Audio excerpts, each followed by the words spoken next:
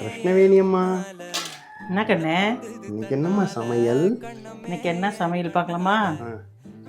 சூடான சாதம், சூடான சாதம், மீன் குழம்பு, மீன் குழம்பு, நேற்று வச்ச மீன் குழம்பு, rice biryani, rice biryani, super, carrot பொரியல், கேரட் பொரியல், சூப்பர், புளி சாதம், டைகர் ரைஸ், டைகர் ரைஸ். சாதம், என்ன என்ன களி, களி, சூப்பர், கதகளி இன்னைக்கு, தக்காளி பஜ்ஜி, தக்காளி பஜ்ஜி.